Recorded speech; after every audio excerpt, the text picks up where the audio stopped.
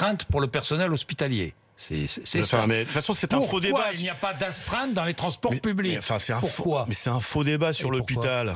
Vous croyez que le personnel de santé, avec l'engagement qu'ils ont, ils vont laisser dans le lit quelqu'un qui est en souffrance? C'est tellement stupide d'avoir de tels propos. Par contre, il faut pas toucher au droit de grève. Non, mais il faut pas toucher au droit de grève. Pourquoi ne pas obliger les transports publics à proposer 2 heures le matin, 2 heures le soir? Mais il y a déjà un service minimum. Mais vous savez très bien que la grève est déjà très encadrée. Mais posons-nous la question, pourquoi il y a 97% de grévistes? Parce que là, on peut plus assurer le minimum, le service minimum. Pourquoi il y a 4? Donc, faut discuter avant.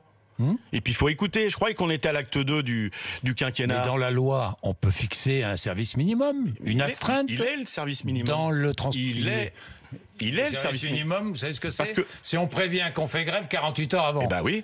Il est un peu limité, pardon. Oui, mais quand il y a 97% de gens qui veulent faire grève, le service minimum ne peut plus fonctionner. S'il y a des astreintes, il y a du transport public assuré. Donc, si on interdit aux gens de faire grève, c'est une remise en cause du droit de grève et c'est un changement de la Constitution. C'est le droit à la mobilité qui est inscrit dans la Constitution, non? Ça existe dans certains pays, l'interdiction du droit de grève. Mais je suis pas sûr que ça serait une avancée sociale. Le droit de grève, c'est une règle internationale, le respect du droit de grève. Alors certains des pays ne l'appliquent pas, la Chine par exemple. Mais est-ce que c'est remettre en cause le droit de grève que d'assurer un service public le matin et le soir aux heures de pointe? Mais pourquoi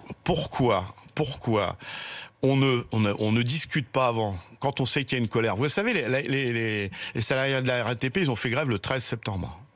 Depuis le 13 septembre, qu'est-ce qui a changé? Est-ce qu'on les a écoutés? En tout cas, on leur a parlé, mais on les a pas convaincus. Ça fait quand même un certain délai pour corriger, vous voyez, avant le 5 décembre. Eh ben, il y a autant de grévistes, voire plus, aujourd'hui, qu'il y en avait le 13 septembre. Ça veut dire que la conception du dialogue social, la concertation, si chère à monsieur Macron, elle ne marche pas. Parce que quand on dénigre des salariés en les traitant de privilégiés, quand on dit que les syndicats ne servent à rien, eh bien, on en arrive là. Alors, l'acte 2, il n'y a pas beaucoup de changements avec l'acte 1. C'est là-dessus qu'il faut réfléchir, au lieu de culpabiliser ou de montrer du doigt ces salariés qui, je le répète, dans tous les services publics, sont au service des citoyens. Et heureusement qu'ils sont là, c'est ce qui fait la richesse, avec un grand R, de notre pays.